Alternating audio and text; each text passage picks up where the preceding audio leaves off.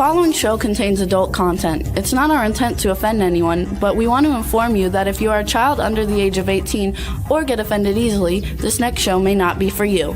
The content, opinions, and subject matter of these shows are solely the choice of your show hosts and their guests, and not those of the Entertainment Network or any affiliated stations. Any comments or inquiries should be directed to those show hosts. Thank you for listening.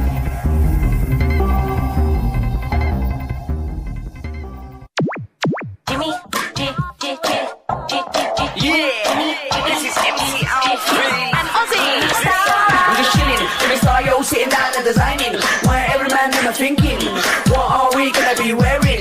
Yo, I'm a Liverpool MC, you can't test me. Big up the girls inside the party. Let's get down to crazy Jimmy. Big up myself and known as Alfie, the one and only, the Turkish MC. Always love the clothes of Jimmy. Bitch, I'm your wanna be. Jimmy Star, new celebrity. We'll take you out to Jimmy Stars. Hey ho, what's up everybody? Welcome to the Jimmy Star Show with Ron Russell, bringing you the good times in music, fashion, pop culture, and entertainment. We want to welcome back our cool, outrageous man about town, Ron Russell. Welcome back, sir. Well, it's good to be back because, I've been ill for quite a while and nobody knows why.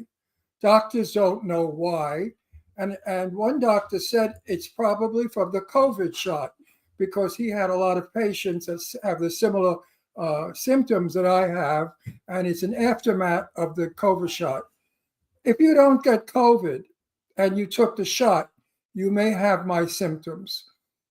But if you have had COVID, you won't have my symptoms. Anyway, we're not basing it on that. We're still looking to see what it could be. There's no cancer, there's no illness. They can't find a damn thing.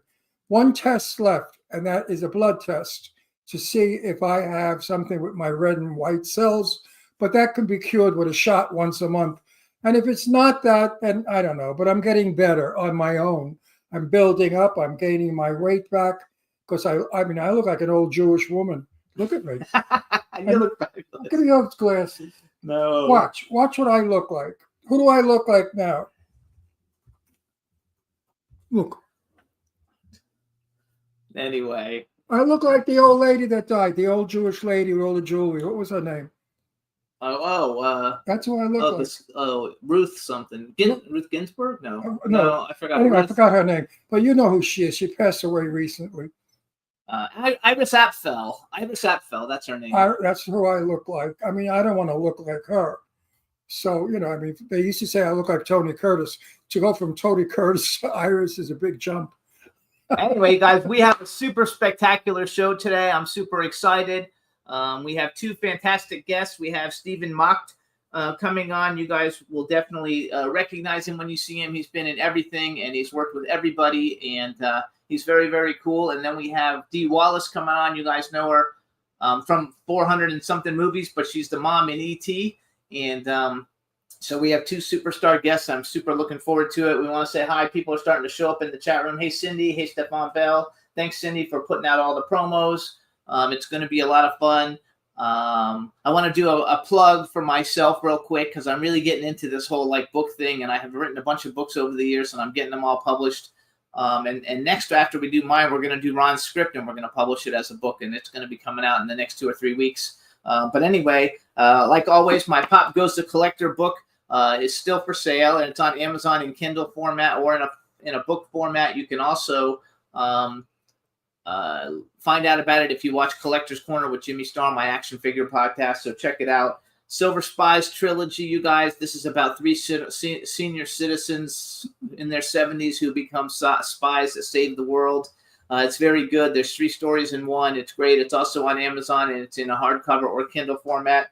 And then for the younger audience, this is all about warlocks, and it's called The Obsidian Circle. And I've been promoting it a lot lately. And I have one more that got published, but I didn't get copies of the book yet. They'll be here next week. So if you're looking for good stuff to read, I'm actually setting up an author website now just with the book stuff, and that stays separate from all the other things because I do a lot of things. But I want to thank everybody who's been buying the books. We've been selling a pretty lot of them. So thank you so much for all the support. And I guess that's it for that part.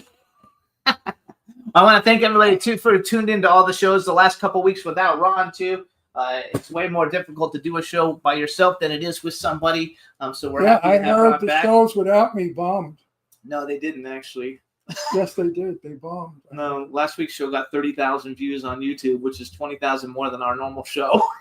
That's because They you're so did wonderful. good. No, it's You know, not. I really can't stand him sometimes. He doesn't have enough time in the day. He has to write books now. He has to do everything. There's something really wrong with this man. He's not human. He's like weird. I think I've got an No. extraterrestrial. So here, I'll explain it. So I'm getting older, No, you're getting crazier. and I need to have sources of income because I'm not going to be able to run around on sets forever, and I'm not going to be able to do all the things that I do to support myself. And so I have to have other options. And so writing the books is a way to generate income for me as I'm older, because writing books, I can do it till I'm Yeah, 100. but I'm 85. I'm not here for too much longer. And when I croak, you'll have a lot of money. Well, you know, So either you knock me off now, kill me now. I think we're going to live out your money, so you don't have to worry about any of that. Also, we want to say hi. The chat room's starting to fill up. Stefan Bell's in the chat room. Hub Reynolds, what's up, Hub? Hope your happy wedding is going well and married life is treating you well. Sydney Lady Lake is joined us in the chat room. Hello, hello.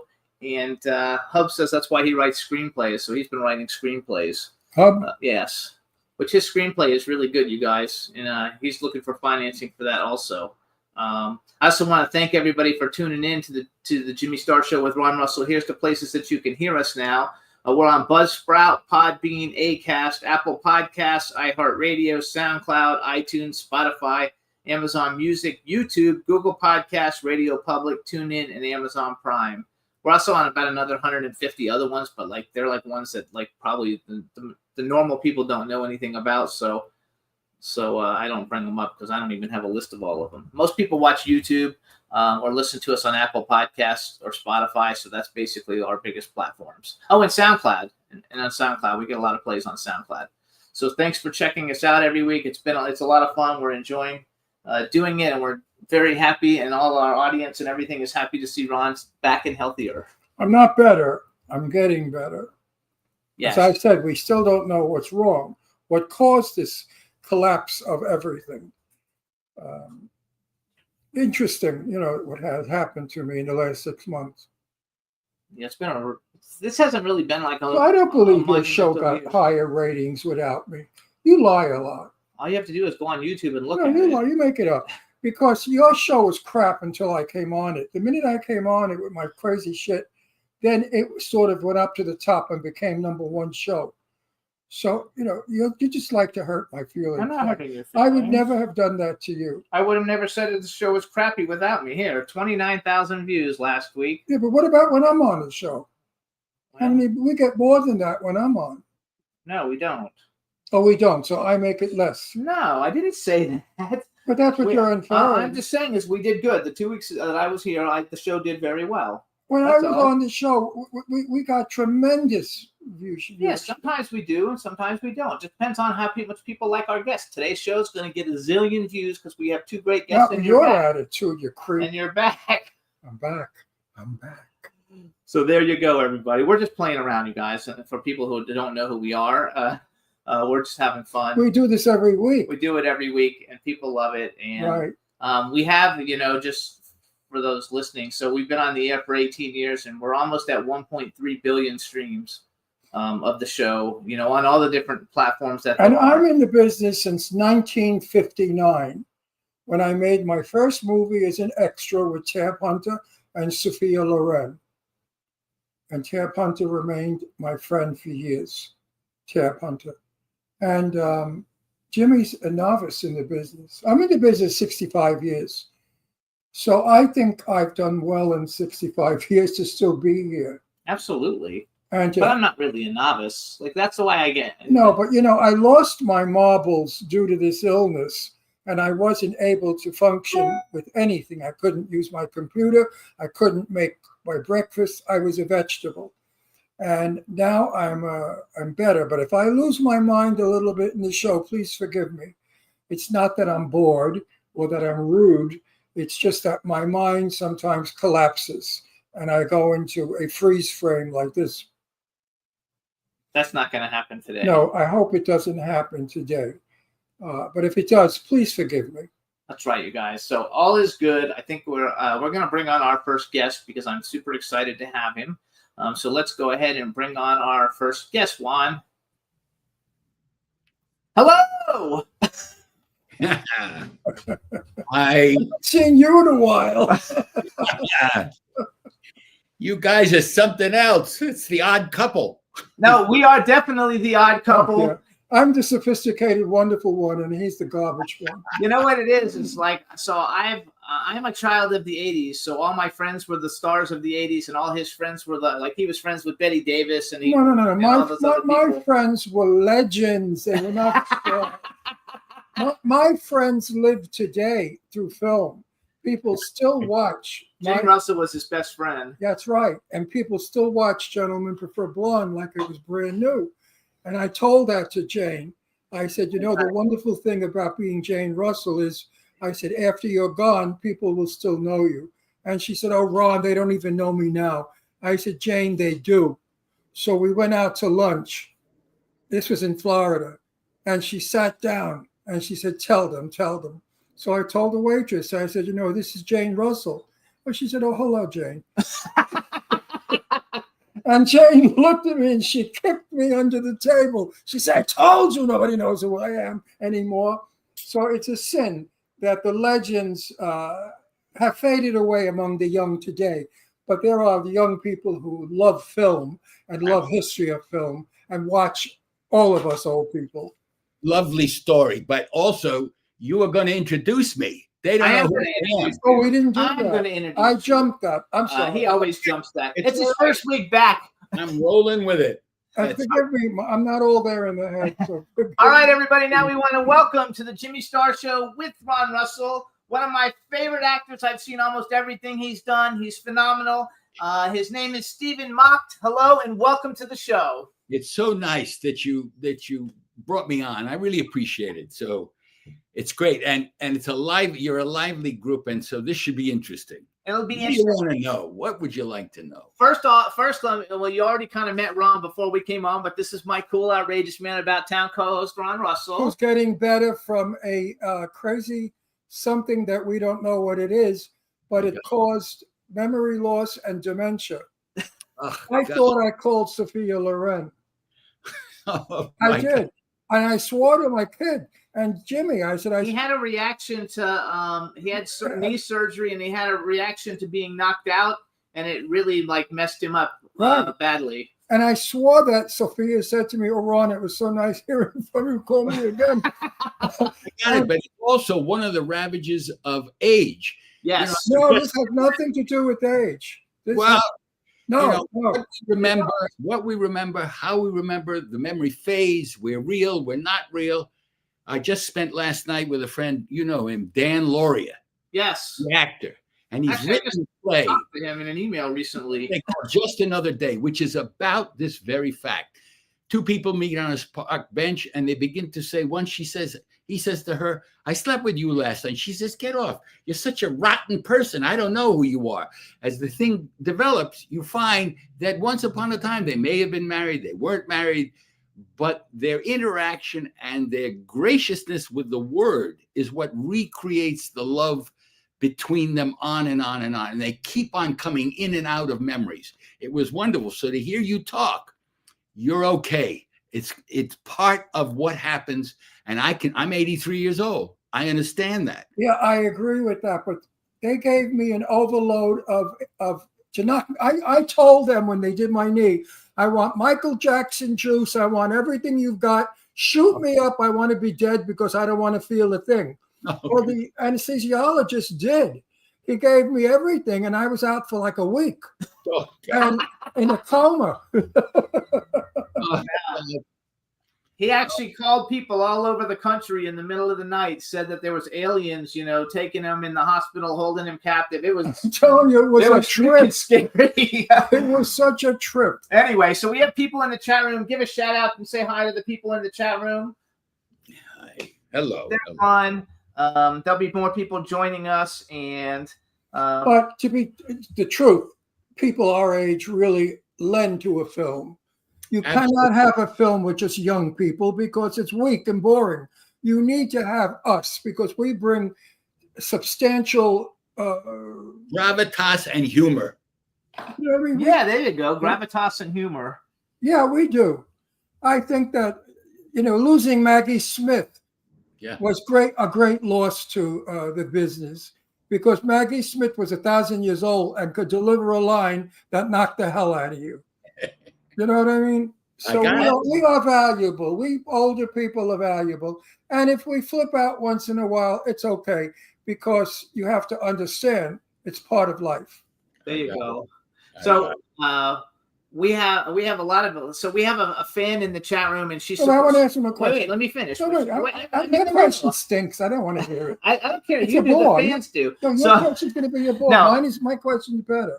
it's not a question. I'm making a statement. Okay, make it So Dawn, so we have some really loyal supporters for many, many years, and one of them's name is Dawn Hinton, and she basically sent me messages on Instagram. She watched all your different movies. So if you could just give us, she's talking about Graveyard Shift already in the thing. If you could just give her a shout out and say hello, Dawn, because she's a big. Hello, Don. That's nice. You remember Graveyard Shift. Everybody remembers Graveyard Shift. I watched Monster Squad yesterday. That was a My fun- question was, did you try to talk your son out of being in this crazy business today? No.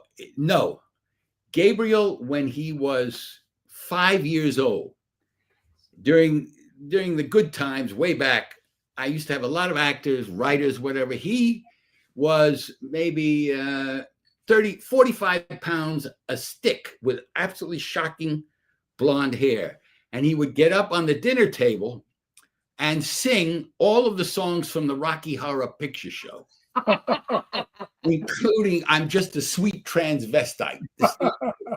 And it was destined Hilarious. It had to be hilarious. to be an actor right from the start. There was no stopping him, ever. I think we should tell everybody, in case you guys are not familiar, his son Gabriel is the star of the TV show Suits and Suits LA.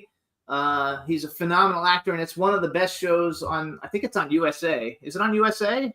It was, but it got a rebirth through Netflix. Okay, now it's on Netflix. It's the greatest show ever, you guys. And also Steven's actually on it. He's on a bunch of episodes. What Right. season are you on? I think I started around 4 and then went through season 9. And I played Professor Gerard, Henry Gerard, his Harvard ethics professor. Oh, I remember now that. Yes, it's a Okay. great show. You guys will love the it. reason why I asked you the question about your son Yes. is the business has changed so much. Yeah.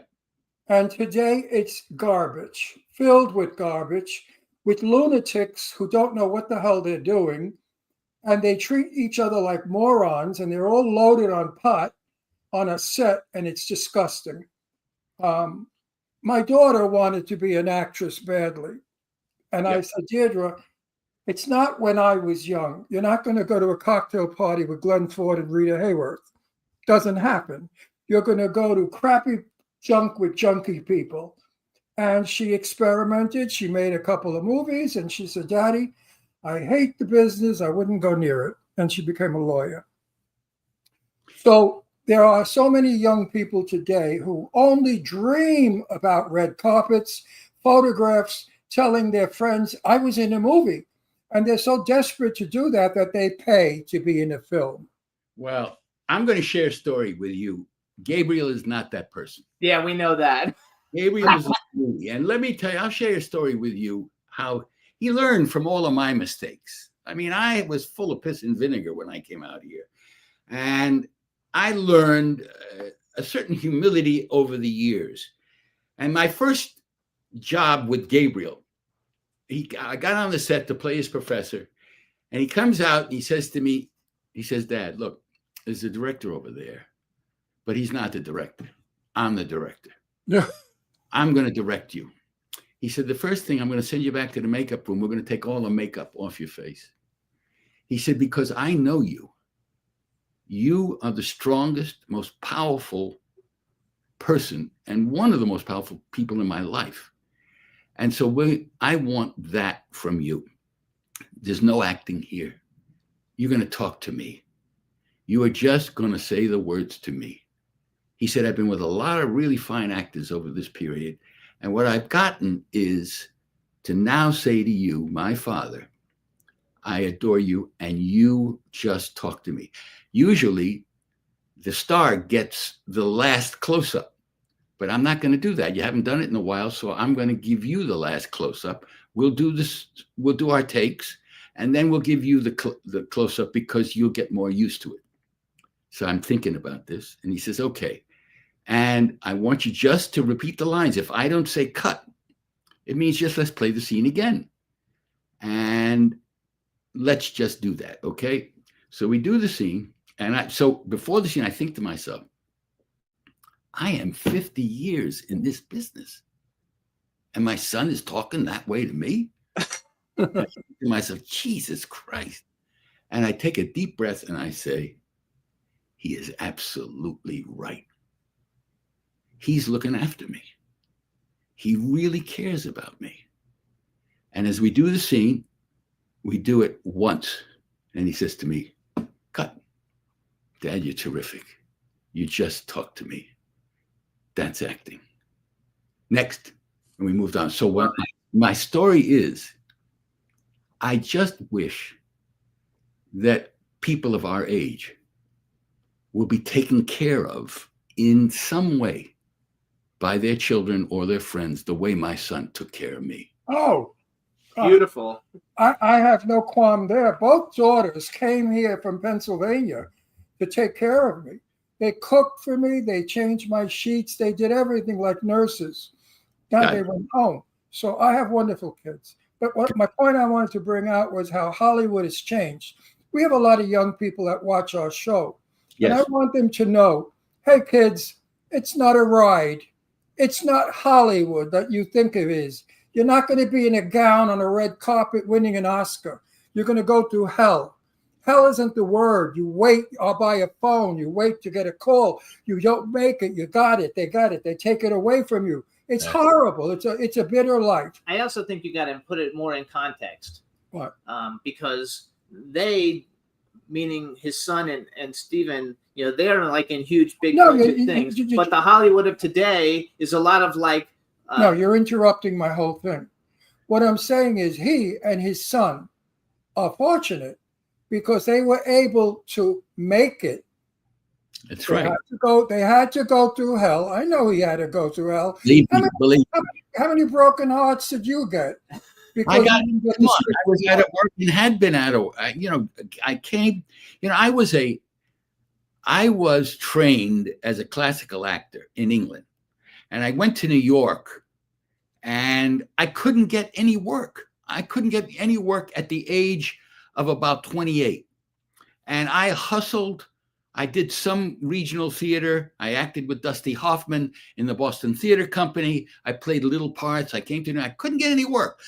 The first time, and I looked at all on backstage, I finally showed up for one off-Broadway play, Arms and the Man, Bernard Shaw. And I met the stage manager. He says, look, we're looking for an understudy to understudy all the male speaking parts and be an assistant stage manager. If you know Shaw, they all talk. Essentially, he was saying to me, you'll have to learn every line in the script. I said, listen, I've been out of work. And at the time I said, I need to have $15 a week. I don't have any money. My mother is in a hospital. I'm alone.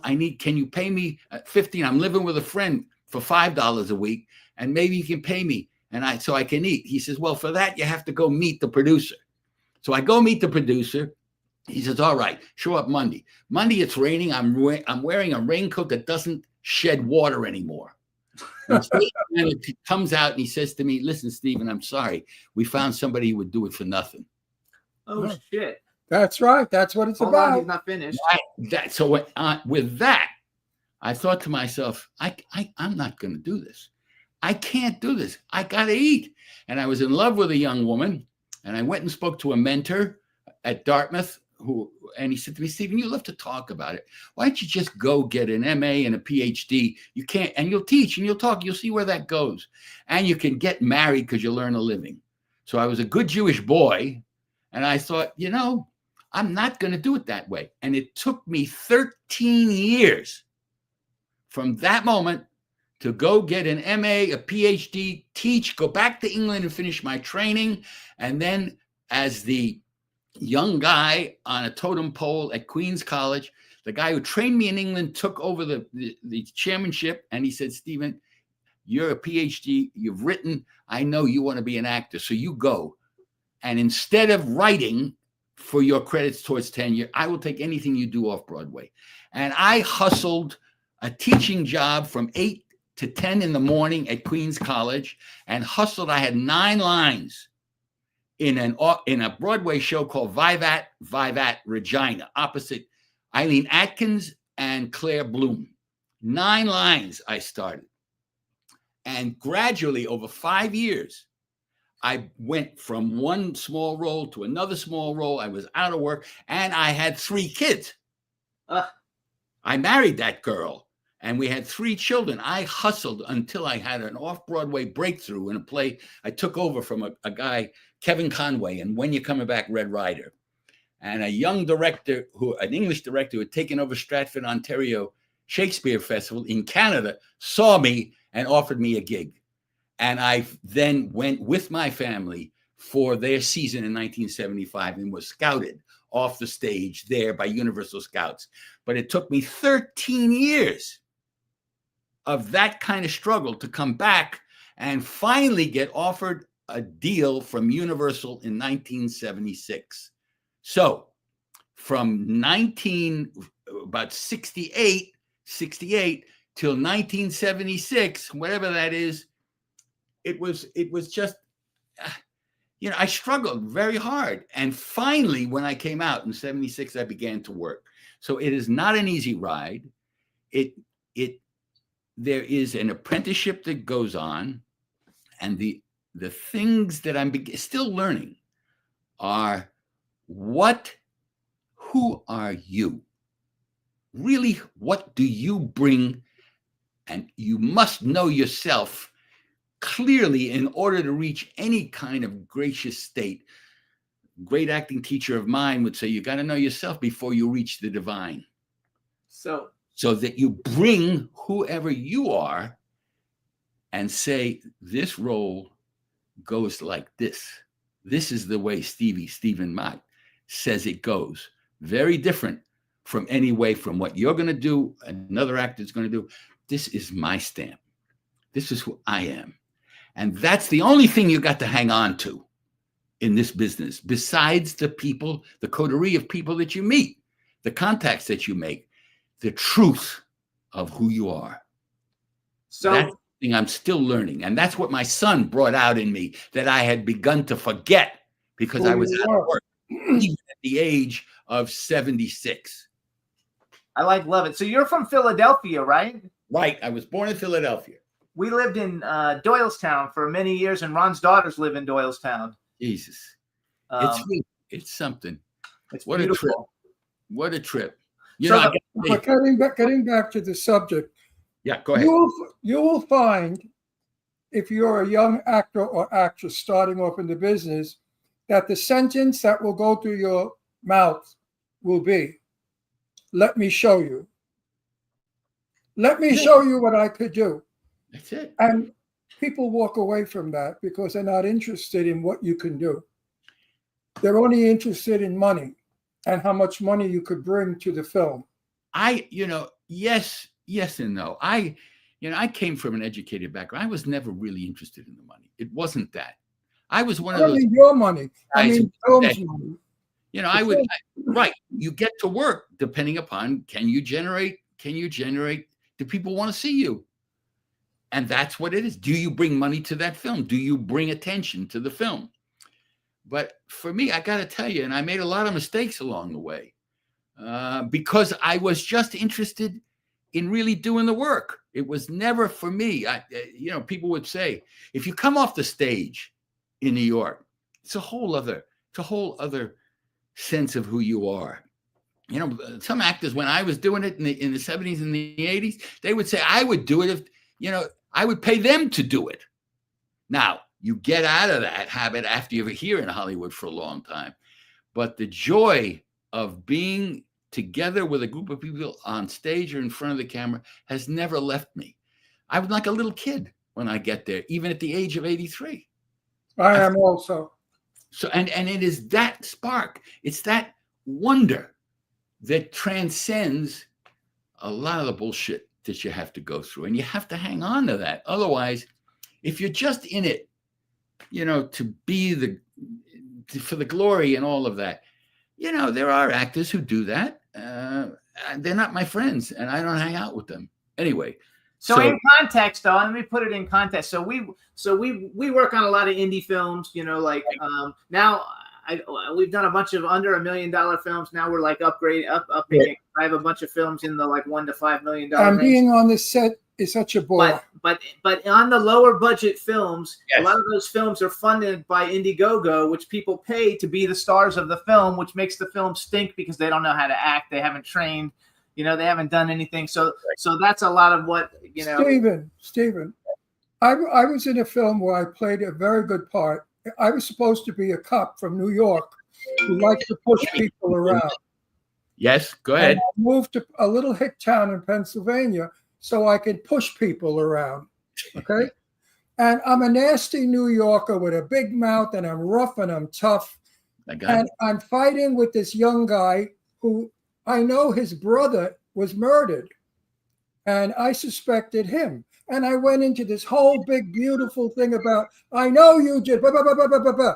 Yes. You know what he did to me? What? He said, oh, you're a bastard. No. Well, I turned to the director. I said, what the fuck was that? What the fuck was that? I got it. The guy didn't know how to act. He was in a suit that was too big for him. I mean, it was a sin what they did to me. So I told Jimmy, fuck you and your friends. Don't ever ask me to do a film for them again. Anyway, so we're doing some bigger ones now. Believe me, I've had a couple of those. Oh, can you believe those shits when you got a jerk off that doesn't know how to act?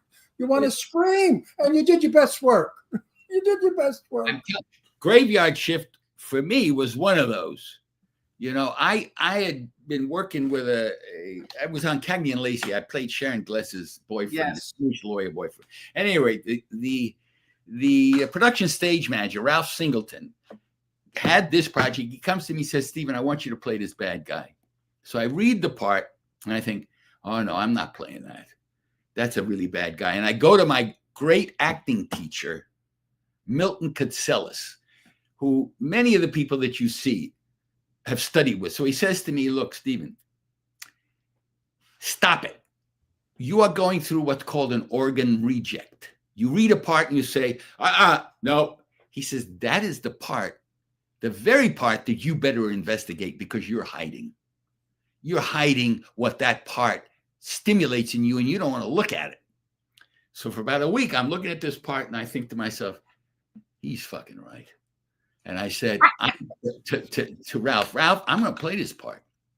But I got to tell you, I'm going to Bangor, to Maine. I'm going to be there 3 weeks before anybody gets there. I'm going to hang out only in working class bars. I'm only going to be by myself. And when we get on the set, I'm not going to talk to anybody. He says, Stephen, don't do that. They're going to hate you. I said, all the more reason. Why? I'm going to become this Warwick. I will take a look at everything dark inside of me. And believe me, I'm going to eat everybody alive on that set and have a real sense of humor about it. So I'm playing that part throughout the whole thing. And we finally get to the final scene. And one of the actors I'm in a fight with sucker punches me in the fight and breaks 2 fucking ribs. You're kidding. Why would I tell you that? I know. I'm just saying. And I said to him, you fucking asshole. You will, we got still 2 weeks left. You will never see me in another scene with you. You will have my stand-in. He said, listen, you asked for it. I said, this is acting, man. This is acting. And you broke my fucking ribs? Wow, that's big. Anyway, I'm telling you, stuff gets very real. And for certain people who don't know really how to act, they get so sucked in that it becomes something trans real. Anyway, it's just a story. In the No. hang on, in the chat room, they're talking about how great your accent was, though. They loved your accent. You know what pisses me off? What? It pisses me off when they read lines. I want to say something, but I can't because I don't want to be the big, the big guy, old man, 100-year movie actor, and help them. But I want to say to them, you have to become. You don't read lines, you become. They don't understand that today. Today they do this, and they read lines. In my day, we were taught you do this. Look, you put your hands in your hair, you read a line, you make it come alive with motion. Today, they stand there like fucking puppets reading lines. I can't act with people like that. 2 stories about that. 2 stories. One about the accent that you brought up. I had a Mainer with me 24 hours a day. We hung out all the time. A dialect coach. Now, I got raked for that dialect, for that Maine accent, because I was the only one who used it. Everybody else wouldn't do it. I decided I will be that guy. For instance, there was a line said, and he was with me, and there was a line that said, listen, this place is dirty. He says to me, he says, don't say that word. Don't say that line. Say this line. This place ain't been clean since Christ was a kid. Much better fucking line. And funny and cutting. So when they said to me, there's only one guy in the last month who really, Joe somebody gave me a review. He really got the performance after all these years. I felt vindicated. He says the only reason to watch that movie is this guy who does an outstanding performance. So that's one. Fans love that, though. That accent. It was every time I said a word, that guy was there. And it stuck out, and some people thought it was a sore thumb. Do me something else. Fuck you. At any rate, that was my feeling about that. I really did get into who that guy was. And when I came home, after the thing was over, I still had the goatee and the short hair. After about a week, my wife says to me, get out of the bed. You're not in this bed with that haircut and that goatee. And I said, listen, Suzanne, I was this guy for about 12 weeks. It's hard to give him up. She says, you're going to give him up, or you're not going to come into bed with me. Right. So when you talk about become, as far as this little guy could do it, I immersed myself in that character. And I also want to shout out to Dee. Dee Wallace is going to come next. She and I did a movie in 1987 about AIDS. And I see her at the Hurricanes. And it's a very warm greeting all the time. Anyway, so go ahead. Let me go. Okay, let's go. I was in a movie where I played a Brooklyn murderer hood. And I can do the talking okay because I bring my voice up like this and I start to talk like this. And they loved it. They loved it. Hey, over there, don't do that. Don't do that. Don't do that. And the line was, oh, you mean the joint where the coffee cups smell like dirty ass?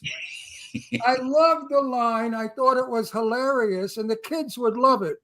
Well, my director said, you can't use the word joint. I said, why? He said, nobody knows what a joint is.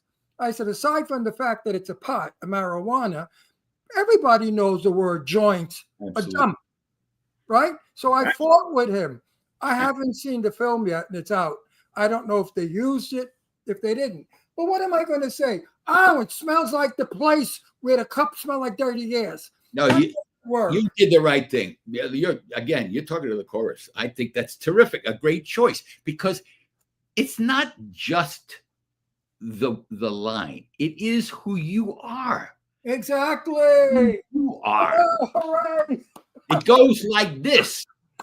You are telling the story. Exactly.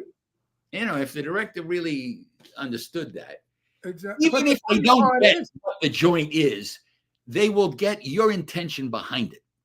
The director was an Italian from Brooklyn. And I said, you stupid fuck, how do you not know the word joint? So I want to like brag a little for you real quick, and then I want to talk about some things that I have actually highlighted out of here. So first of all, you guys, here's some of the shows you would have seen him. If you're like 20, you don't know some of these shows, but you would know Suits. But these are shows that he's been on. $6 Million Man was like my favorite when I was like growing up. So like I wanted to be this. I wanted to be there. I have all the action figures. Kojak, Serpico, Quincy, American Dream, Hotel, Alfred Hitchcock Presents, Highlander, Hill Street Blues, Scarecrow and Mrs. King, Star Trek, Deep Space Nine, Viper, Kung Fu: The Legend Continues, Babylon 5, Melrose Place, Tarzan, Jag, Texas Rangers, Sliders, Millennium. That's one of my favorites. Lance Henriksen's my favorite. The Practice, Jack and Jill, Boston Public, Castle, The Mentalist. And he's been in a ton of movies, you guys. And the first, Knots Landing, you guys, which we've had Donna Mills on the show. She was a great guest. He's done a million made-for-TV movies, which I want to talk about. But first, I want to talk about a movie that probably nobody ever asked you about. So when I was younger, one of my favorite actors was Nick Mancuso, and I'm a huge horror movie fan. And you did a movie called Nightwing, which that was the first thing I ever saw you in, was the movie Nightwing. Right. And that's kind of what like made me follow and watch all the other things you did, is because I like that movie so much. So talk a little bit about it, and talk a little bit about Nick Mancuso, because we had him on the show like 15 years ago. He was a nice guy. He's a terrific guy. We met in Arthur Hiller's office. At my agent at that time was Lenny Hershand with William Morris, and we talked with Arthur, and he was trying to decide who's going to play the sheriff and who's going to play the Indian sheriff. That was the time when they allowed actors to play Indians, or to play, you can't do that. It's not politically correct now. At any rate, so Arthur talked to both of us, and he said, "Listen, Stephen, Rick, Nick, you're a little more street than Stephen is. So you're going to play the sheriff, and Stephen will play the upsized, Indian who's taking advantage of his people." So that was simply the decision right there, and we went and we did that.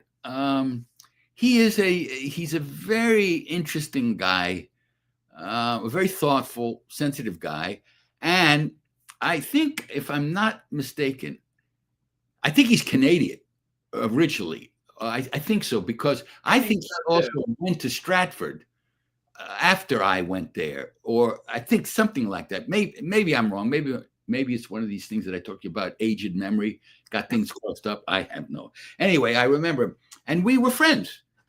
We didn't hang out, but we respected one another, and I enjoyed shooting that movie.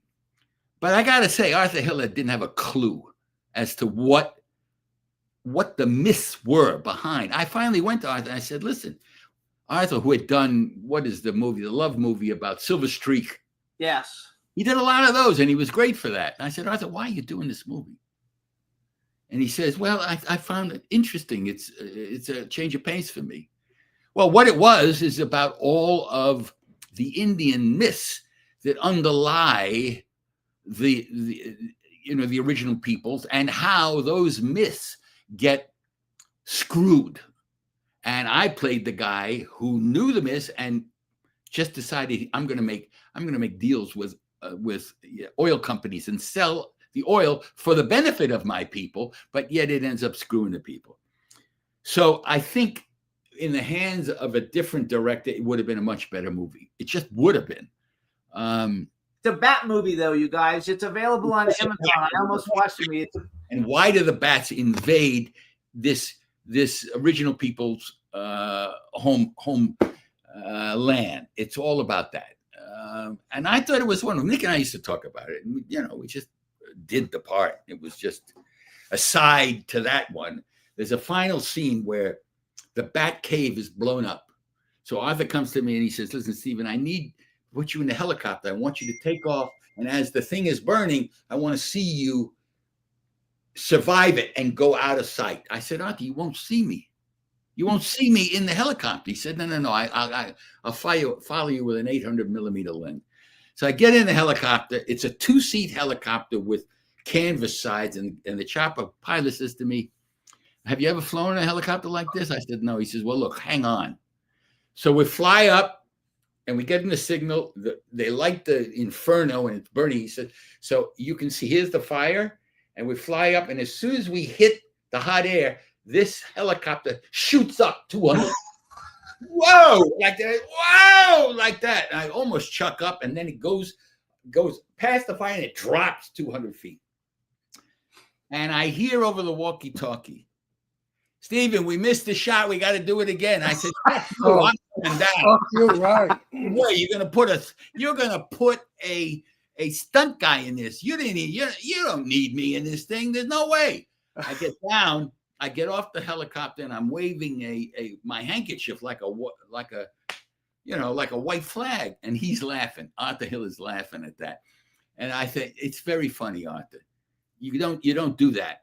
You just don't do it. Next time so every time I would see Arthur at an affair, Hollywood affair, I'd look at him, he'd smirk at me, and I'd say, like that.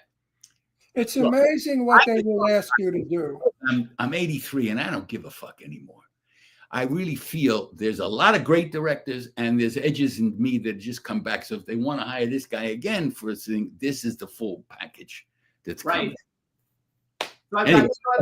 So I've got two other topics, and then I'll let Ron talk. Yeah. So first of all, Monster Squad. I watched it yesterday. Probably the most influential, family horror movie ever made in history. It's a great movie. It still holds up today. I watched it yesterday while I was working. So talk a little bit about Monster Squad, because I freaking love it, and I actually have talked to some of the people. I'm doing another movie, and we talked to some of the kids that were in it to be in this new movie I'm working on. Right. It's had. Let me tell you a little bit about it. It's had an amazing life, and it's all due to Andre Gower, because after the movie was made, it got a rating of PG-13. Why? Because Dracula says to the little girl at the end of the movie, "Give me the amulet, you bitch." Yes. Oh, well. So I got a PG-13. Who is the movie made for? 8-year-old to 12-year-olds. So the movie came, nobody could come and see it when it was made.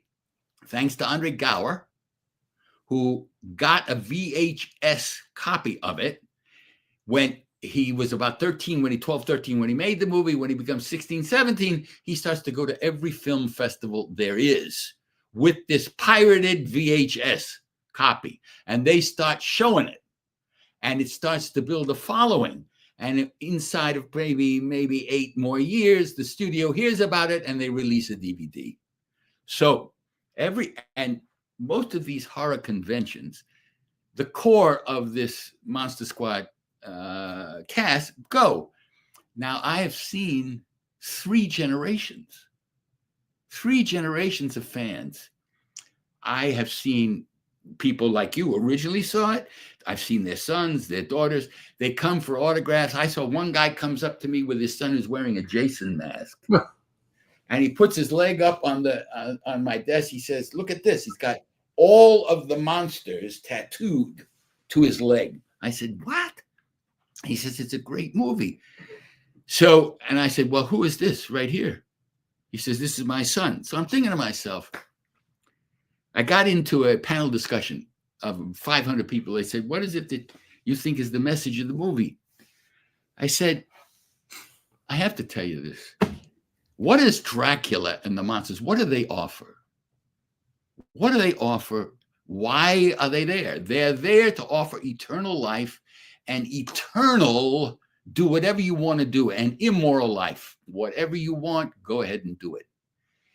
And the monsters represent those parts in us that are totally ego-driven and monstrous. And what does the young group do? They fight the monsters. And ultimately, in a fantasy world, they defeat them. Well, I believe it's not a fantasy world. And there are plenty monsters out there. I was married to one. What are you going to do about it? So my message, this little fantasy monster movie, the subtext of it underneath is to say, who are the monsters now in your life? And you going to let them get away with it? I think it's a fabulous movie, and I think that's a great message. And I think the the little girl, the fact that Frankenstein develops the relationship with the little girl, and Wolfman's got nards. I mean, it was just a great fun, It Well, was great. it was old thinking. Years ago in film, everything was censored, and you had to be careful what you did. Today, the censoring, I don't think there is censoring anymore, do you? Although I don't think so. I don't think so, because I see the sets are wild. Everybody's nuts on the set. No, we have friends who make horror movies that, like, penises get chopped off and they show it and all kinds of stuff. Oh, I got a good story for Right, Stephen, you're going to love this story. So I go to the red carpet premiere of what's his name? Marcel Waltz's film. Yeah. And they cut a guy's dick off in the film. So they showed a guy with a real dick and the fake dick comes off. So I said, Marcel, what are you going to do next? Put firecrackers up a woman's snatch and blow it off? He said, we did that already. Listen. That they blew a woman's snatch off with cherry bombs. And then I said to Jimmy, I'm out of the business. I'm leaving the business. It's those are choices. I agree with you. It has Gone beyond insanity. It has. It's gone beyond. When I saw Julianne Moore, who I love. I'm not interested in film. Listen, Stephen. I saw Julianne Moore, who I love, great actress, sitting on a toilet bowl, taking a dump, then wiping her butt and looking at the toilet paper and throwing it in the toilet. I said, why? She doesn't need the money. What does she think? It's art? Taking a shit on a movie is art? What are they, nuts? What more are they going to do next? I mean, Too much shock is some guy going to whack off and shoot a load into the camera and we get hit in the face with it? It's amazing. I mean, what are they going to do next? It's disgusting. It's gone too far. I can only tell you, and I'll put it really bluntly, a short thing. Look, when you come, I'm 83, so when I was born and I went to school, I became interested in dramatic literature. And it breaks down this way for me, and it's something I've carried with me my whole life. And through my PhD, my study, drama breaks down into three genres. There's tragedy, comedy, and melodrama. Tragedy has to do with the lead people and everybody in the script making errors of judgment, wrong decisions, usually out of ego. They get angry and they make a decision, which causes a lot of pain and suffering through the whole arc of the script. And there's comedy that can be involved that highlights that. What usually the scripts are about are those people discovering that they are the source of their own shit. The responsibility does not lie outside of them. You can't blame everybody else. It is who you are. The scripts that focus on like Horton Foote's Tender Mercies, are wonderful, wonderful scripts. The rest of what's called melodrama. The threats are not from inside. They're from the bad guy, Arnold Schwarzenegger, sending bullets, first bullets, then grenades, then bombs. And how does the hero, he skirt that? And usually through his better sense of humor and quicker sense of wit, he defeats the bad guy. So it's split. What happens? You hate the bad guys and you root for the good guys. That's primarily what is in film. And it's lost. Film has lost, for the most part, respect for the words. And it's only through words that you can see characters trying to make decisions about their lives. So there's very little of that left. And most of it is, let's shove dynamite up this one or that one. And it's about, let's defeat the bad guy. I think respect for the word and respect for great filmmaking and the words during the 60s and 70s in independent film, it creeps back a little in shows, it keeps back a little in some of the episodic TV like The Pit, or why I like Suits was because every one of those characters was making mistakes. Yes. And they had to discover their own purpose in the matter. They had to discover where are the weaknesses in us. And there was comedy that revealed that and very serious stuff. I felt that was superior writing. Anyway, I'll leave it at that. So we have a really good friend named Jeff Caperton. He's a big producer, and he's in the chat room, and he said, "Hey, that whack-off scene I did was important to the story." What? What did he say? What did he say? That whack-off scene I did was important to the story. so also you're a soapy. You're on General Hospital. So General I was. Hospital is my favorite show. When I was in college, I skipped school. I skipped classes every day to watch it. We're very good friends with Tristan Rogers. Tristan Rogers, rest in peace, and Sean Kanan, and Ian Buchanan, and Carolyn Hennessy, and Stephen Martinez, which I don't know what he goes by. On that show, and I'll tell you why. About 20 years ago, my career was dipping, and I went back to New York, and I was in I think it was All My Children, and I had a shitty attitude. I thought I was better than the script, and I went back for 6 months, and it was awful. And then I came back. What was awful? My work was awful because of the attitude I had. I was Dr. Somebody who was trying to lure what's a wonderful actress that she's now on General Hospital, Erica Slezak. Yes. Trying to lure her to kill her own son for fakakta reasons, whatever it was. And I was shitty in it. I was bad. The only good thing about it was when I used to go out to 67th Street, it was shot in the Armory in Manhattan. There were women who used to see me. They would come out. Your name is Doctor. What's your name? Dr. Hair. They would say, because you have such great hair. That's who they remembered. At any rate, come to General Hospital. Because of my acting teacher, Milton Katselas, I finally saw it as an opportunity over and over and over again to examine all the parts of myself.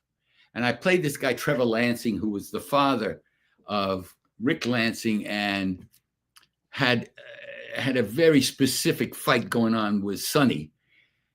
And I felt there's nothing that they can do. I have a 6-month contract. I will just absorb whatever the threats are, and I will enjoy maneuvering around whatever threats there were that were posed to me. And I will show this resilience of a man who's been through the wars of my life. And I showed up every day, first one on the set.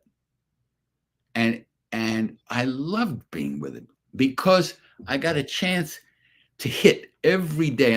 I was memorizing 15 to 20 pages a day. And it was at the time I was studying to become a Jewish chaplain. And I had to learn Hebrew at the same time. So somebody says to me, "Are you having trouble with the lines?" I said, "Are you kidding me? You try to learn Hebrew and these lines at the same time. Learning lines is much easier than Hebrew." At any rate, I had a wonderful, wonderful experience. I loved being there every day. It gave me a chance.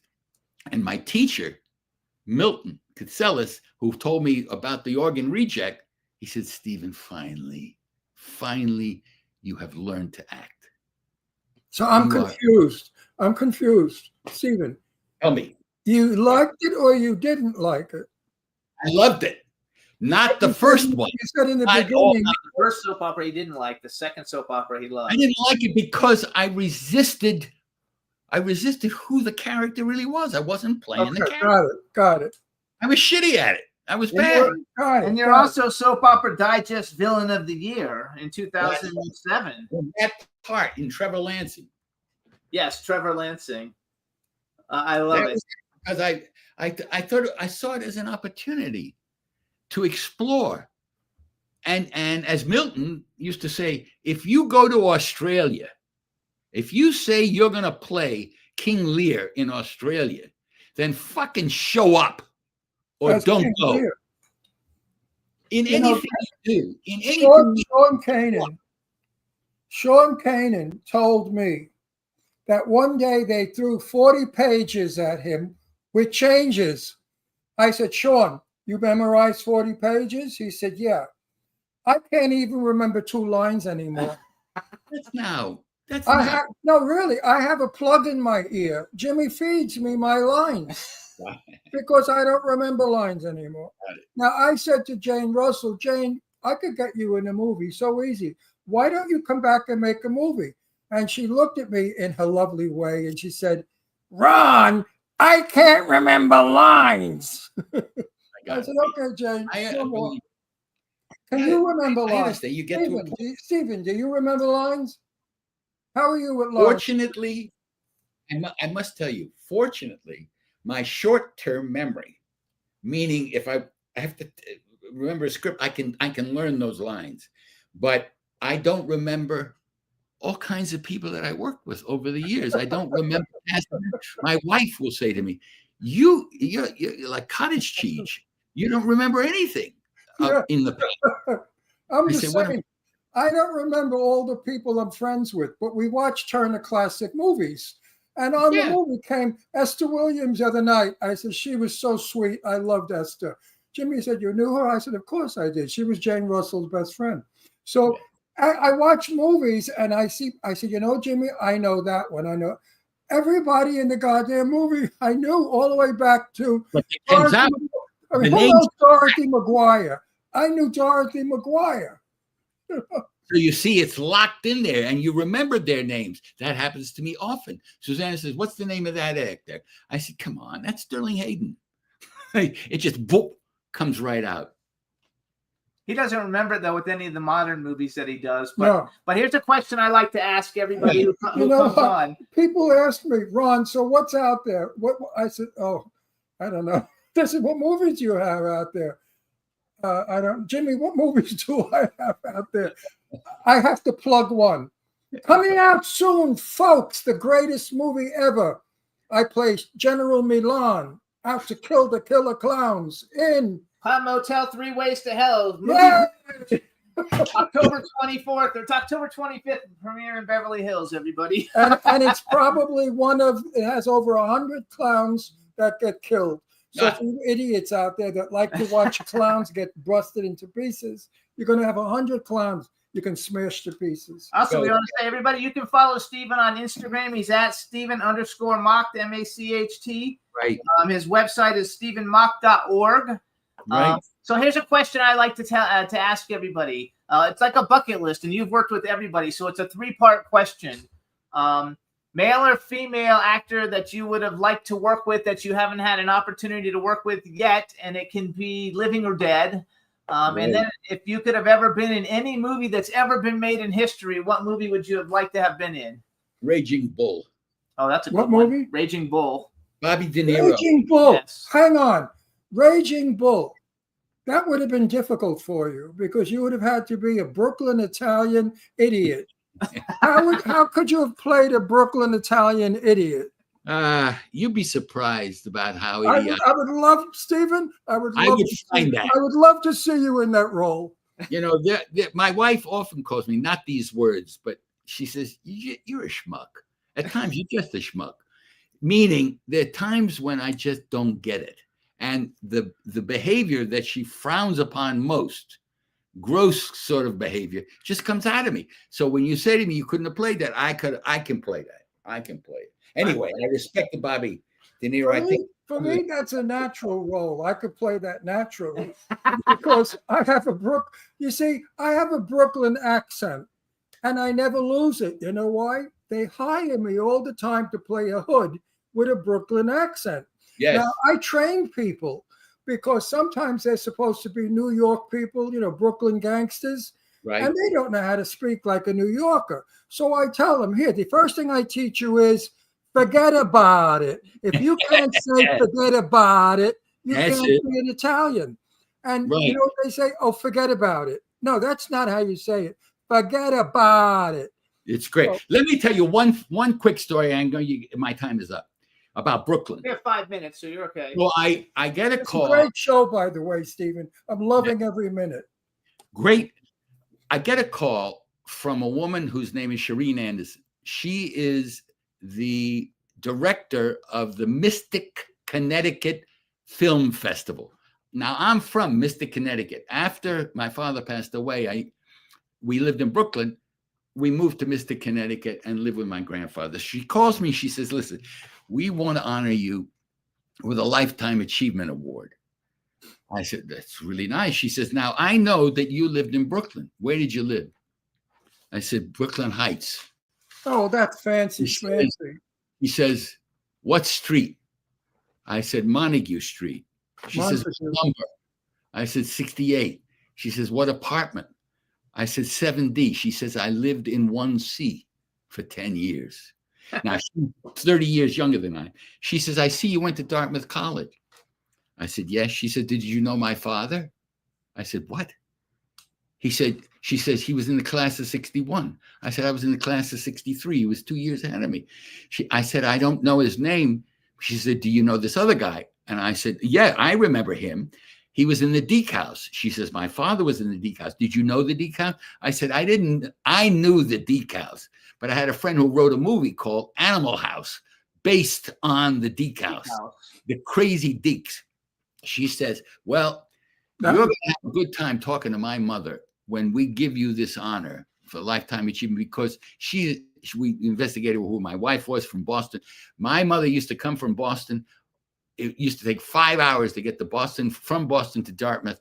And she dated my father, married my father. And then when he passed away, she then ended up with this other Deaky and has been living with him. And she's going to love talking to you because your wife had similar. Now, what are the chances coming from Brooklyn that I'm going to be asked by a woman who's the head of the Mystic Film Festival, who shares so much of sort of a synchronicity of my life? It's beyond that. Living in the So same building. you know, a local boy going home. You know, the little guy who did good is going to go home, and I'm really looking forward to that. Were you in a fraternity? Were you in a fraternity at Dartmouth? No. Oh, really? Okay, I was a Phi Del. Well, Yeah, you find out. Yes. At the Florida. story is long, but I'll cut it short. Yeah, you got When I went to a luncheon for Lauren Bacall, when Lauren Bacall met me, she said, "Where are you from in Brooklyn?" I said, "You heard it?" She said, "Yeah." I said, "I'm Red Hook." She said, "Wow, tough guy, tough guy." So That's Lauren and I became instant friends, and I sat on her lap because there wasn't a chair for me at the table for this $1,000 a plate dinner that we were having. So I said, "I can't sit on your lap, Lauren. I'll hurt you." She said, "No, you won't."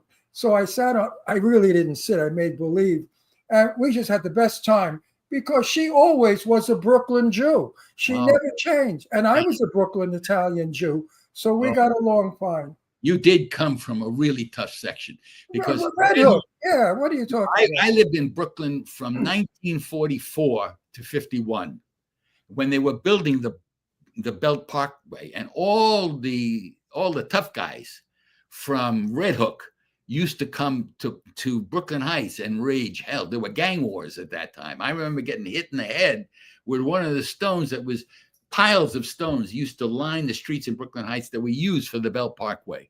And during the rock fights, I got hit with one guy from Red Hook hit me in the head. Anyway, you were from a really tough area. I was born in the Red Hook projects in 1940. Jesus. Yeah. Yeah. Tough times. And when I grew up across the street from, we lived on Columbia Street, was the Italian Club. If I Wow. tell you the names, Gallo, all the names that came out of that club, the Right. toughest mafioso people you'll ever meet, I bet. Yep. all came out of Red Hook.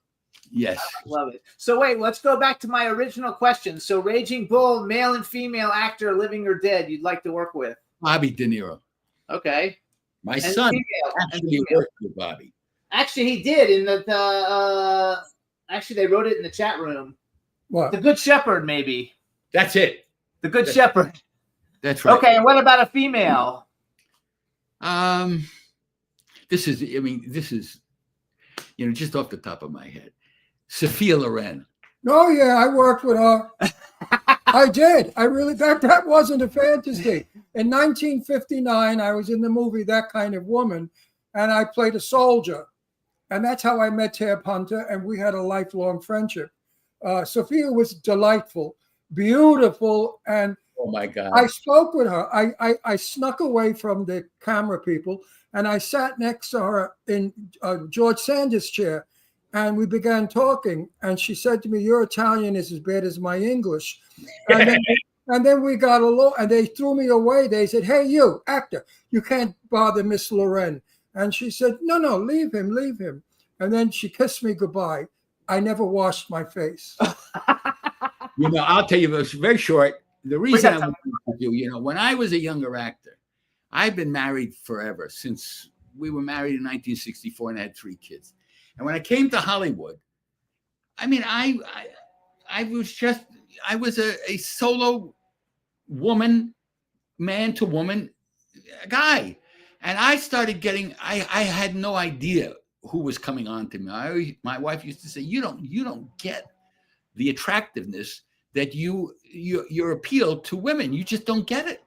I said, well, listen, whatever it is. So anyway, a friend of mine from Dartmouth, Stephen Geller, who is a screenwriter, was developing a screenplay with Sophia Loren. And he says to me, Stephen, I want you to play the male lead. If this gets done. I said, I don't think I can do that. She says, go to your wife, Suzanne, get permission. The one time in your life, this is an opportunity you don't want to miss. And I said to Suzanne, can I don't know what's going to happen if I play opposite Sophia Loren. I mean, I think she is the most beautiful woman at the time during the the late 60s, early 70s. She said, I give permission, no matter what happens, go ahead. It never happened. The movie never happened. But I had a fantasy of working with Sophia Loren at that time. So hang on one sec. Go ahead and bring Dee Wallace on, and we'll let him say hi before we let Stephen go. Well, that's so nice. Hey, I would have given anything to be that woman. Yeah.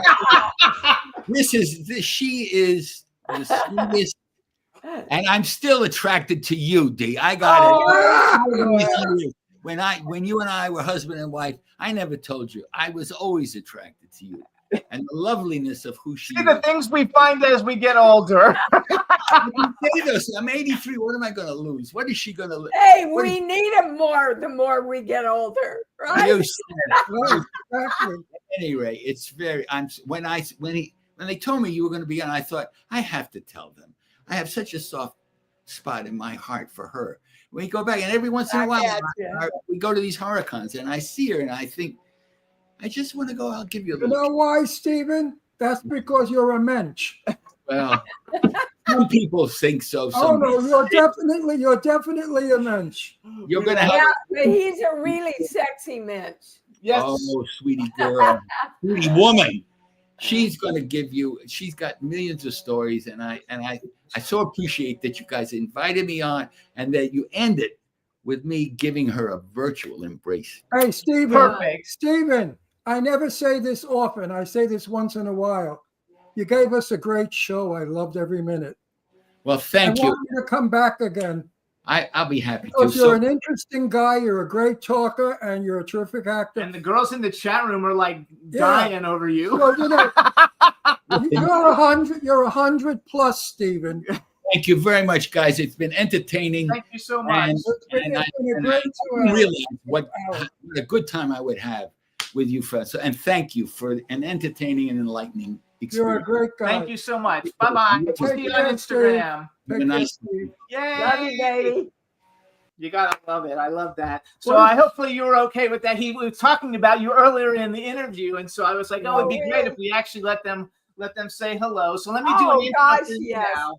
We've worked together a lot of times. I love Stephen.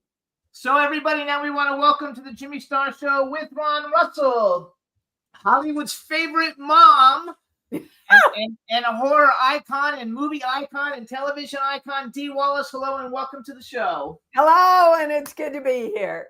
And that's the truth. And this is my cool, outrageous man about co-host Ron Russell. I've seen you in so much work. Stepford Wives. I loved you in Stepford Wives. Oh yeah, I had No, one really. line.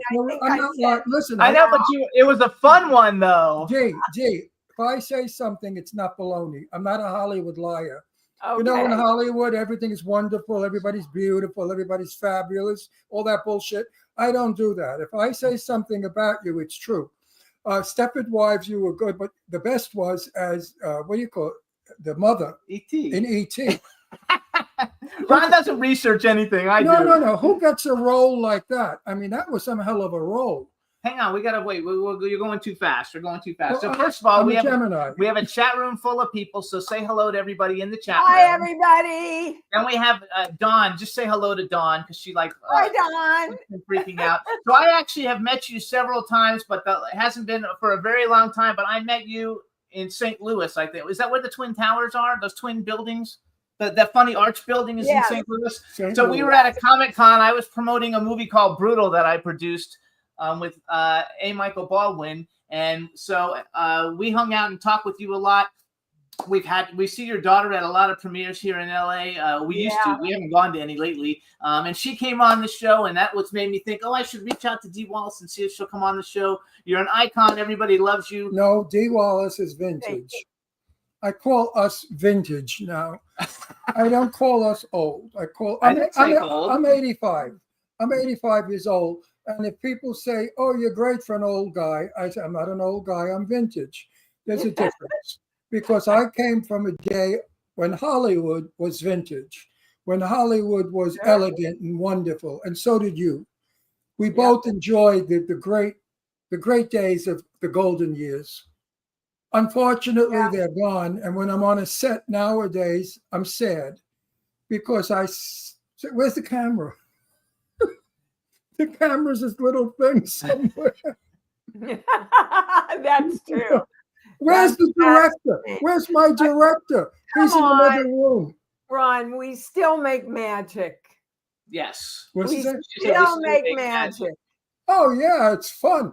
But I lost the beauty of the big cameras and the excitement and the don't trip on the cables, all that stuff that we went through.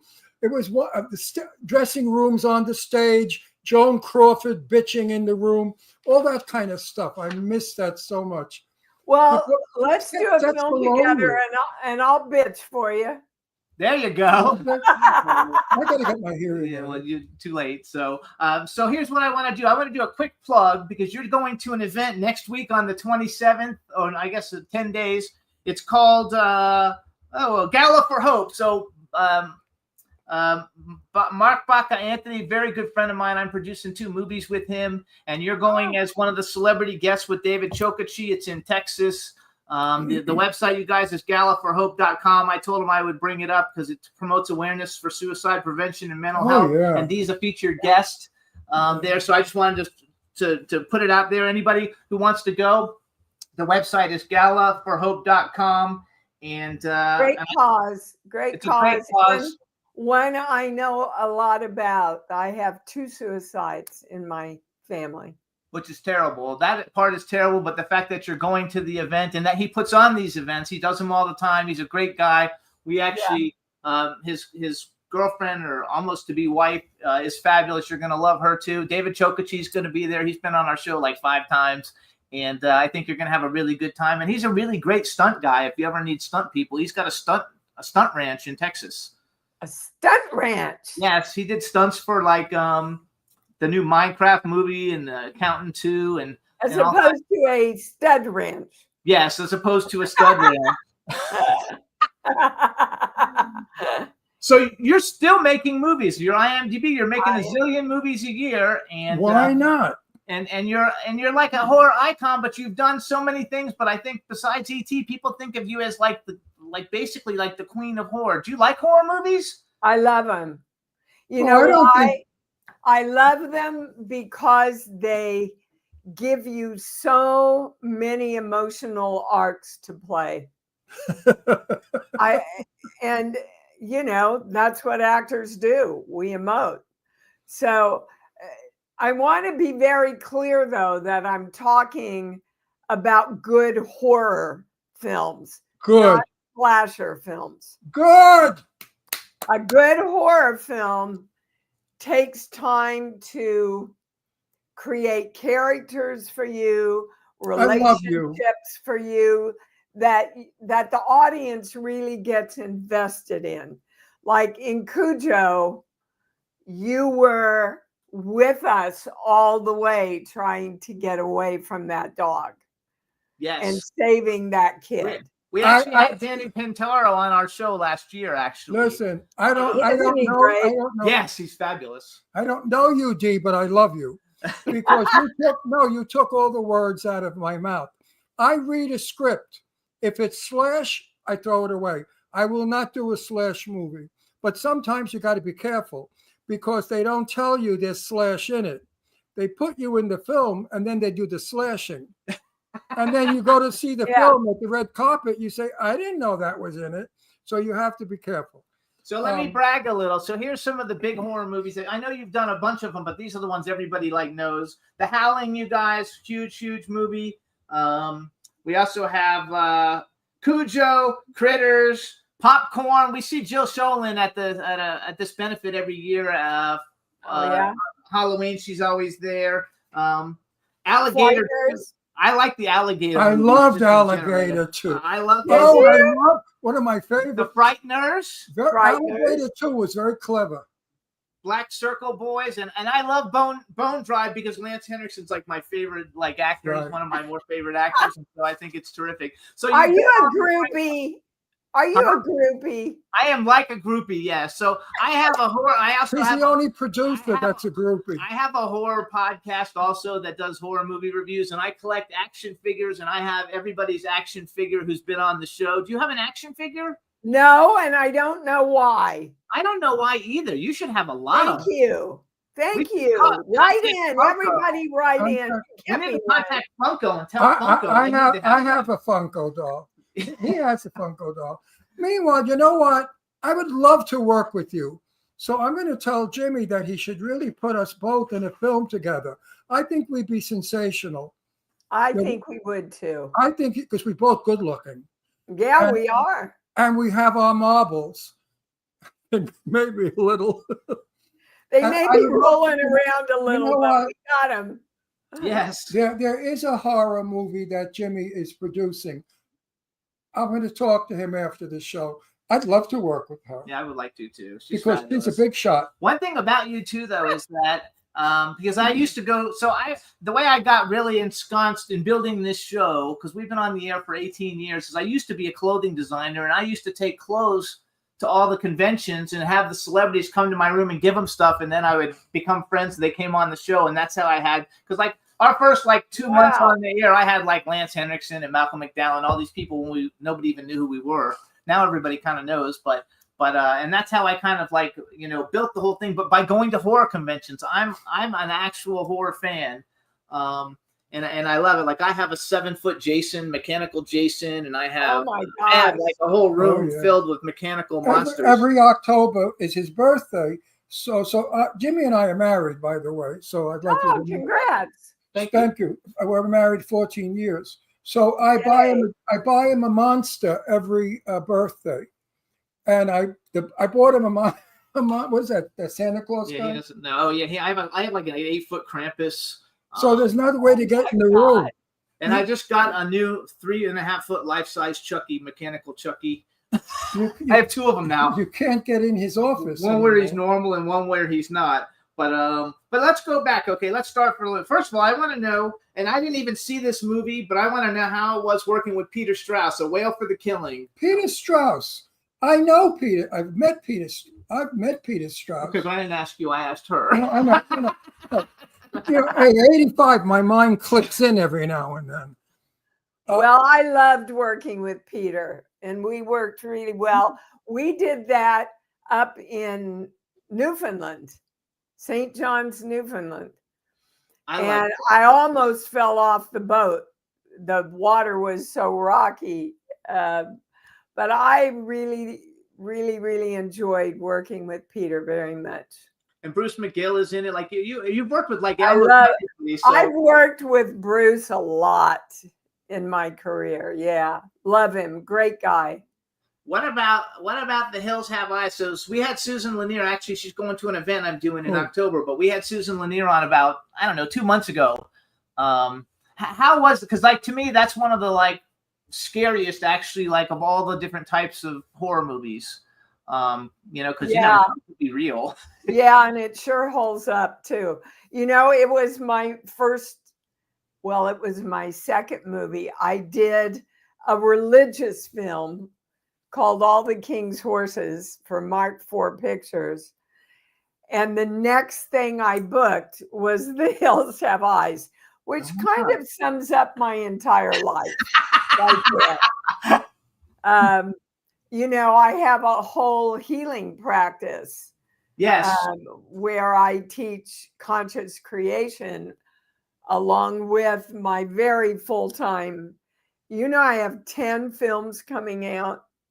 I do. I went to your IMDb and I saw all of it, and we're actually friends with the people who made a bunch of the movies that you are in. Oh, well, thank them for me, will you? So yes. And I actually knew about the other stuff too, because our show is on W4CY Radio. It's out of Palm Beach Gardens, or used to be Palm Beach Gardens. And I think you used to be on a show there, or you were a guest on a show there. Many. I'm talking like a long time ago. So I knew Probably. you actually are very My busy with a show- lot of cool things. My show is over the internet. Yes. And The horror world. I the think horror I world- just passed 900 shows. Good for you. The Yeah. horror We don't world. even have that many. Boom. I think we only have 700, and we've been on for 18 years. Yeah. Yeah. 18 years with this guy fighting. The horror Fighting. world is I a just see you fighting to talk, both of you. Yes, we both like to talk, and that's a normal. People kind of like. You like know it. what? I tell every guest that comes on the show, if I talk to them, make believe you're in Brooklyn and you're in my Yeah. kitchen and we're having coffee and Entenmann's crumb cake, which is my favorite. Oh, you And I bet. want the show to be real. It's not a fake show. We don't ask, what made you become an actress? Who cares? We talk about you. We talk about you, who you are, what you're doing, what you're all about. Why do we like you? We bring out the beauty in you. Well, you tell me, why do you like me? Why do I like you?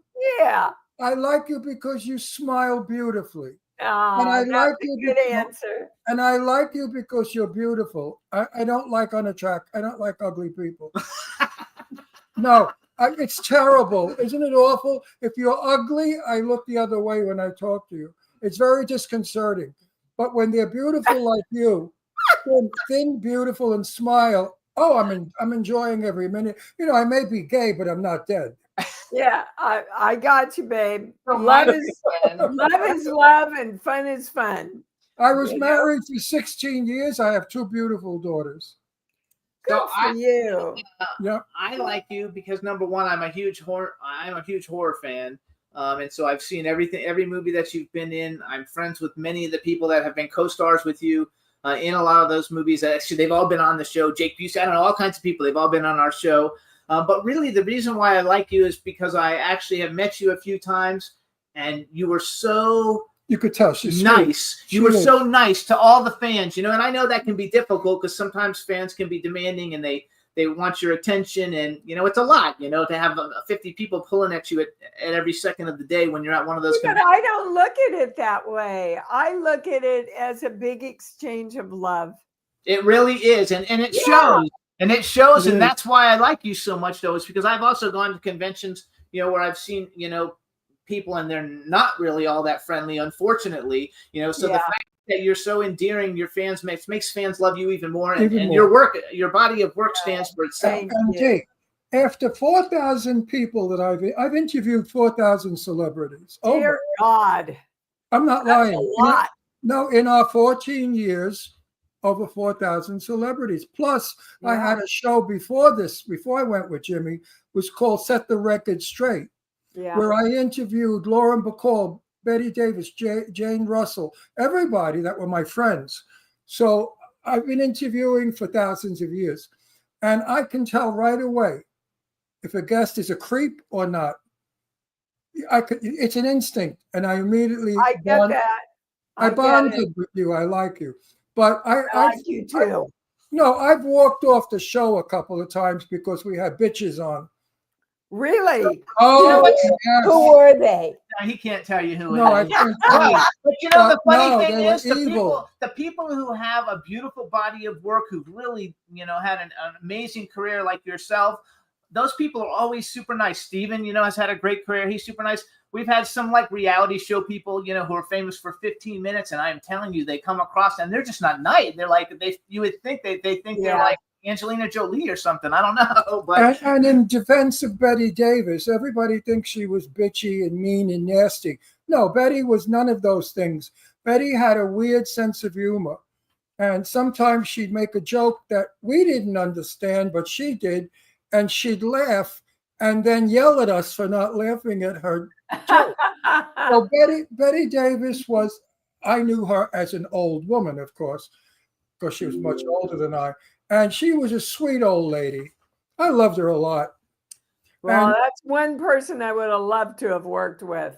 You know, Oh, my you and I. dream, the dream person I want to work with is Anthony Hopkins. fabulous. I know Anthony Hopkins. It's He is- my one person on my bucket list. Okay, hold on. So Wait, I'll go back to that. Huh? Anthony Hopkins is very dear friends with Lee Winkler, who passed away. Lee Winkler was the head of Global Enterprise, and Lee Winkler was my best friend in the world. And I met Anthony, and Anthony Hopkins is such a gent. You could kill Yeah. yourself from him. I'd love to work with Anthony Hopkins. Yeah, Good me choice, too. Steve. So let's go back because I usually ask this at the end, but okay. So you already said him. So bucket list. You gave us a male. Give us a female that you haven't had a chance to work with that you would like to, and they could be living or dead. And then give us a movie. If you could be in Wait, any is movie. it over? No, but she brought it up, so I'm Oh. going. If you could be with, if you could have been in any movie that's ever been made in history, what movie would you have liked to have been in? It can't be one of your own because you're already in those. A Betty Davis movie. Good God, you guys. Well, I can tell you either Glenn Close or Meryl Streep Okay. for your other question. What movie? Wizard of Oz? Oh, that's a good one. Who would you want to be, Dorothy or the Wicked Witch? No, I want to be Dorothy. Oh, yeah, the Wicked Witch is a good I- one. I love the Wicked I Witch. am from Kansas, you know. Oh, that's true. No, I think Wizard of Oz is fabulous, so I think it's a great choice. Well, you know, E.T. is kind of our generation's Wizard of Oz. yes, it I is. think it's Yeah. going to So- be here forever. Did you you? know. Was it a grueling process for you to get cast in that, or did you get cast right away? No, I Cast went them off the in before and auditioned for Used Cars, Okay. but Stephen works very far ahead, and he saw the quality in me that he wanted in Mary. And so Right. when E.T. came along, they just called and offered it to me. Oh my God! What a terrific thing that is. Yeah, a Hollywood story, you think? Oh, absolutely. You're- My whole career is kind of a Hollywood story, guys. I was a school teacher in Kansas City. And I said, God, if I don't get out of here now, I'm never going to get out of here. So I said, I'm going to go to New York and be an actress. And everybody said, are you kidding? Nobody knows you. You don't know anybody. It's a waste of time. And I said, thanks for sharing. I'm Exactly. going to go anyway. And do you know, in less than 7 years, I starred in E.T. Oh, that's terrific. And So you know I'm what, saying Denise? to all of you out there listening, people who love you will try and hold you back to keep you safe. Yes, Go anyway. I was like that. No, I just think they're jealous. I mean, I have friends from when I was young who refuse to even admit that I'm in the business. And I explained to them, if I were a plumber and I talked about a clogged sink, you would say, oh, that's sad. But if I talk about a movie, you change the subject. Why do they change the subject? It annoys the hell out of me. No, really, because I could say, oh, I have a new movie coming out. And they'll say, oh, listen, what do you want to eat tonight? And I just think it's rude. Or has it ever happened to you, Dee? No. No. Well, you have better friends than I have. Give me your friend's phone number so I can call them. Well, you know, part of this goes back to what I teach in my healing work, Ron. Go ahead, tell us. Well, this is the way the good book put it. As you believe, it's delivered to you. yes. So whatever your belief system is, your life is going to show up for you around that belief system. So start believing that all your friends and acquaintances love you and they want to talk about your movies and what you're doing, and everybody's interested in Ron. There you go. Where do people go? We should let people know. Where do they go to find out all that? Like, what's your website for that? I am dwallace.com. Oh, that's easy to find. Okay. That's pretty Hey, what about your family? You got kids? Yes, her daughter was on our show. Oh, Yeah, Gabrielle Stone, gee, two-time bestseller. She's doing her version of a lot of my healing work. We do I stuff remember. together. She's directed me in short films. So, but the best thing she produced for me was my grandson. Yes, I knew it was grandson. going to be grandson. I knew Yeah. that was coming. First of all, I have to say, Every grandmother loves their the first grandchildren. time we met her, because we've met her many, many times. Many But the times. first time that we met her, she was so freaking nice, and I was Very kind of sweet. fanboying because I was like, oh my gosh, she's very, very nice. Very And I sweet, think she like was- you. Yes. But the reason I forgot was this is my first time back in 2 weeks. Oh. I had what happens to older people from anesthesia. I had dementia. So I'm back. I'm so happy that I'm able to speak. My God, I don't believe you just said that. That's what's going on with my partner of 11 years. I don't believe you just said that. He had a knee replacement. I- He had a knee replacement in the Wait. anesthesia. No, wait. I told the anesthesiologist, knock me out. I want Michael Jackson juice. I want every dope you've got. I want heroin, opium, everything. You have to put me out. Well, he did. For 2 weeks, I was hallucinating that I was kidnapped by aliens and that I called up Sophia Loren and had a conversation with her. They call it post-operative delirium. Yeah, post-operative delirium. I mean, I worked. Really? And then he couldn't take the painkillers after that because they also gave him post-operative. Yes. So he had the knee replacement with no painkillers. And I was in agony for weeks. So Months. So sorry. I wasn't able to use my computer, the telephone. I still don't talk to certain people because they upset me, and I'm not allowed to. My doctor said, don't do that. You have to rest and keep your mind normal. But today's my first day back at work, and I'm so happy that I'm back to me. Oh, I'm glad I'm a part of it. Oh, yeah, I am too, because So wait, why did You're- you say you're you sweet. can't believe we said that? So what happened to you? Because my partner had surgery. They put him on medication. Within 1 month, he was exhibiting signs of dementia. And one of my doctors said he didn't get enough or he got too much anesthesia during yeah, the too much, surgery. too much, Too much. too much. I mean, it was bad. Like, Well, you like think sorry, if how- they know that, I mean, to me, that's a lawsuit. They should know how much you have to have and how much to give you. You know what? they said they blamed it on his age. They said it's like older people are Oh, affected bullshit. differently by Listen, anesthesia. That's how they got out of it. How is your partner now? He's in a rehab facility, getting better.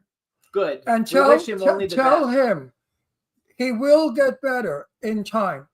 It does go away and everything does come back. So encourage him, because I am. I will. Thank you. I'm running now on like 90% of who I am. His Took a couple surgery of was May 7th, so like it's a now couple- we're in September. That's how long it took him to recover. A couple Yeah. of weeks ago, I had to leave the show. I excused myself and I said, everyone excuse me, but I don't feel well. And I left the show. And he That's how hasn't been bad on it was. Yeah, he couldn't even sit up. And today is my first day back.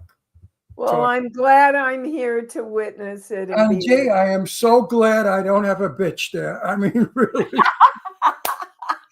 My head couldn't handle a bitchy broad.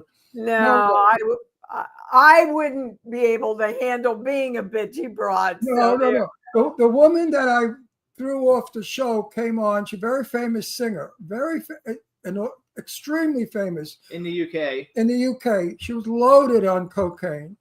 She was so stoned that she was wicked, evil, and mean. Oh, I forgot about that. Actually, we just stopped the whole show and we didn't put out a show that week because I didn't want to keep going because she was so terrible. But I don't want to talk about that because we only have 10 minutes. I want to talk Talk about me. Oh, but one more time, let's just say we wish your partner, all the best. And I know how difficult it is. He will get better. But he will get I better. will pass that on for sure. Please do. So let's talk a little bit about Halloween because Rob Zombie's Halloween, Dag Fair. I'm a publicist, and that's how I make my living. Dag Faircoat has been a client of mine, and we've had Tyler Main's a good friend of mine. A whole bunch of the people from the actual movie have been on the show. Leslie Easterbrook, Danielle Hare, actually a whole bunch of them. So anyway, let's talk about Halloween. How was doing Halloween with Rob Zombie? Oh, I had so much fun. I love Rob and I love Sherry. Every morning she brings him his health food shake and his vitamins to the set. Oh my God, that's so cute. Oh, I just love them both. They're down to earth. I love working with him. He's a great director. In Halloween, we had 3 cameras working. And we would come in and we would do the scene exactly as it was scripted. And then he'd go, all right, everybody bring in your best shit. Let's go. And everybody would just have fun and improvise around the written scene. And that's how Scout and I came up with all that bagel stuff and screwing the bagel. But it was a challenge also because both Scout and I were really sick for the first week that we shot, and it was freezing where we were shooting. So we were okay, action, and we'd come alive, so it was a good challenge, but we all had a great time. I absolutely love the movie, and when it first came out, that might have even been when I met you when it first came out. Our dog just jumped up. Oh, and I was really good friends with Tom Tolles. I lived in Florida, and Tom Tolles, lived in Florida, so I used to see him in Florida all the time. I used to do a horror movie review show called Fright Asylum, and so he would come on our show all the time back in the day. And I think it's probably, I guess you're probably most known for E.T. for the most part, I think. But horror. It's really, when I go to the conventions, it's a toss-up between E.T., Cujo, and The Howling. There you go. I would say Yes. E.T. because E.T. went all over the world, and E.T. was a smash hit all over the world. So you're an international star. You're not just a local. Yeah, but Cujo and The Howling are huge too. I didn't know that Cujo did as well. I love Cujo. I don't think it did as well as E.T. Cujo did really well. As well as E.T. You're right. E.T. is a part of our culture. Yes, always. It's like the film. It's like we had when we had. I love it's that like film. when we had Steven on earlier, and he's got the Monster Squad, which wasn't as big, as E.T., but it's the same kind of thing, though. Like I grew up on it, and it's something that I'll always. But what I remember. liked was her performance was easy. You were very easy in that film. You were soft, and you sort of rolled along. And the E.T. was the issue, so they made that important. Oh, sure. I study film as I watch. Jimmy hates it. I critique every film, and I critique all actors' performances in my mind. And you were everybody's mother. I'm sure people who don't have mothers wanted you to be their mother. I hear that all the time. I bet you do. I said, of because course you you were so wanted easy. me to be your mother because I never knew what the hell was going on in my own home. Yeah, no. You were absolutely the ultimate mother. Not my mother. My mother was a silent movie actress who was crazy. No, my mother was wild, and so not my mother. My mother was. I want to ask about one other film, and probably nobody even asked you about this film. But I'm friends with Chad Lindbergh, and I used to have a clothing line called Jimmy Star, like I had told you before. And Tara Subkoff was in the Black Circle Boys, and she had a clothing line that was a competition for me at the time called Imitation of Christ. So how was Black Circle Boys? Because that's like a low key but a very good movie. It's a very good movie. I have to tell you, Jimmy, I don't have a lot of memories. Okay. It was so long ago, you know, and I'm past 300 movies now.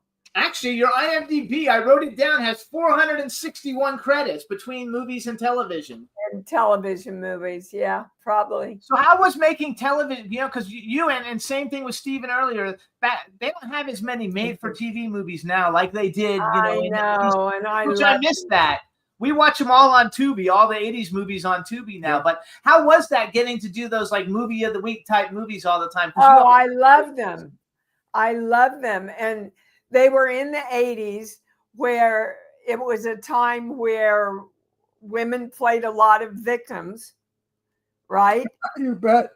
But I seem to get the strong victims. There you go. That's the women who were fighting. I love your doggy. Thank you. That's Astro. That's Astro, our 7-pound son. Astro. How Astro, cute. I'm a big, huge animal lover. We are too. But you're right. I like to name drop because our fans love it when I name drop. And back in the 80s, the queen of getting beat up was Cheryl Ladd. She was always getting beat up and killed, and husbands hating her in the 80s, remember? And I remember her looking beautiful. Oh, she was beautiful. I knew Cheryl because I was on Charlie's Angels, but not with Cheryl. I was on with, who was I on? Farrah Fawcett. I was on with Farrah and whatever. Anyway, she was always, look, a Farrah with the burning bed was good. All of those women back then were getting beat up, you're right, by their husbands, and they all running away, escaping their husbands and not letting them know where they are. And then the husband finds them. And you're on every single TV. There's like not a TV show of the, like, you know, back from then, like I'm looking at Starsky and Hutch, Policewoman. I don't even know what Bigfoot and Wild Boy is. Hotel, Lou Grant, Simon and Simon, Taxi, Trapper John, Chips, Twilight Zone. The only thing Grey's Anatomy, which is even really current, Ghost Whisperer, Bones, Crossing Jordan, Ally McBeal, Felicity, Nash Bridges. I mean, you're on everything. The only thing I don't know what it is Sons and Daughters, and you're on 11 episodes, and I don't even know what Sons and Daughters was a great series I did. It was way before its time.